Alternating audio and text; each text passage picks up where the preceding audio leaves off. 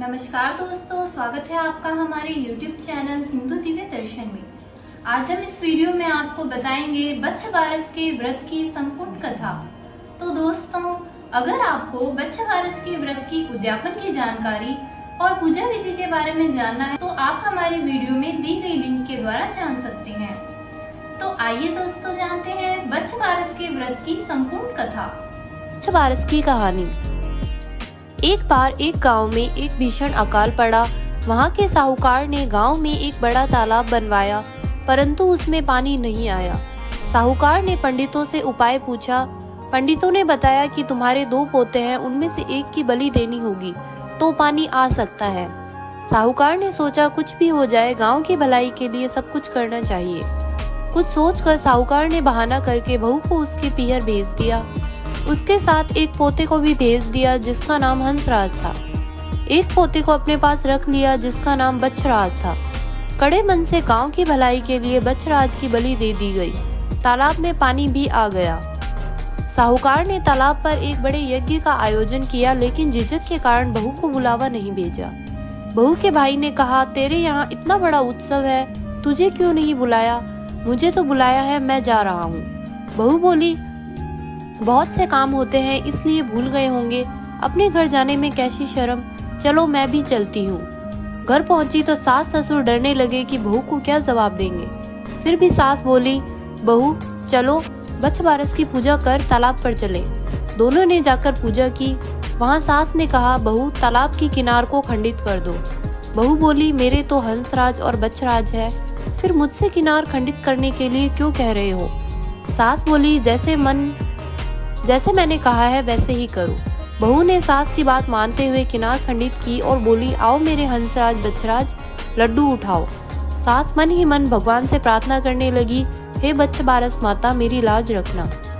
भगवान की कृपा हुई। तालाब की मिट्टी में लिपटा हुआ बच्छराज और हंसराज दोनों दौड़ते हुए वहां पर आ गए। बहू पूछने लगी, सासू जी ये सब क्या है? सास ने कहा कि सारी बात बताई और सुनाई। कहा, भगवान ने मेरा सत रखा है, आज भगवान की कृपा से सब कुशल मंगल है। हे बच्छ बारस माता, जैसे सास का सत रखा वैसे सबका रखना। खोटी की खरी, अधूरी की पूरी, जय श्री कृष्ण। बच्छ बारस की कहानी नंबर 2। एक सास और एक बहू थी। सास को गाय चराने के लिए वन में जाना था। उसने बहू को कहा, आज बच्छ बारस है तो मैं तो वन में जा रही हूँ, तुम गेहूं लाकर पका लेना और धान लाकर उखेड़ लेना।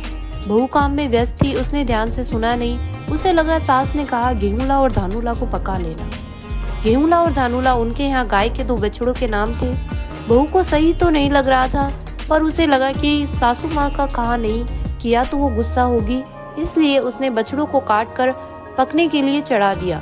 सास ने लौटने पर बहू बोलने लगी, सासू माँ बछड़े।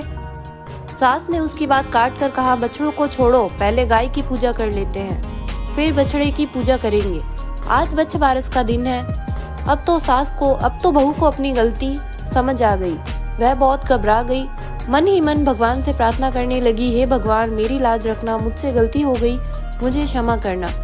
भगवान को उसके भोलेपन पर दया आ गई। हांडी में से जीवित होकर बछड़े कूद कर बाहर निकल गए।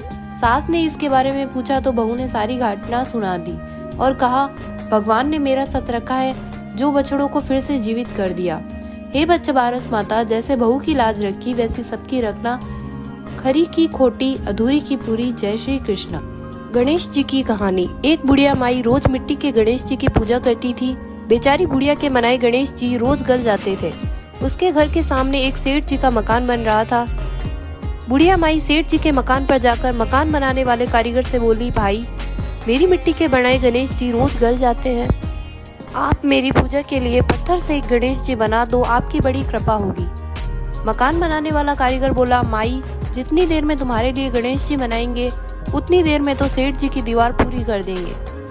बुढ़िया यह सुनकर दुखी मन से अपने घर वापस आ गई। दीवार पूरी करते करते शाम हो गई, परंतु दीवार बनने से पहले ही टेढ़ी हो जाए। शाम को सेठ जी आए और पूछा कि आज कुछ काम नहीं किया। तब मकान बनाने वाला कारीगर ने बुढ़िया वाली बात बताई। तब सेठ जी ने बुढ़िया माई से जाकर कहा, माई तुम हमारी दीवार सीधी कर दो, मैं तुम्हें सोने के गणेश जी बनवा दूंगा। गणेश जी ने यह बात सुनते ही सेठ जी की दीवार सीधी कर दी। सेठ जी ने बुढ़िया माई की पूजा के लिए सोने के गणेश जी बनवा दिए। गणेश जी को पाकर बुढ़िया माई बहुत प्रसन्न हुई। हे विनायक जी महाराज, जैसे सेठ जी की दीवार सीधी करी वैसे ही कहने सुनने और हमारे सभी के कार्य सीधे करना। जय हो गणपति महाराज। तो दोस्तों, आपको हमारा ये वीडियो कैसा लगा हमें कमेंट करके जरूर बताएं। साथ ही साथ हमारा ये चैनल सब्सक्राइब करना ना भूलें। तो दोस्तों, मिलते हैं ऐसे ही किसी और अन्य वीडियो के साथ। धन्यवाद।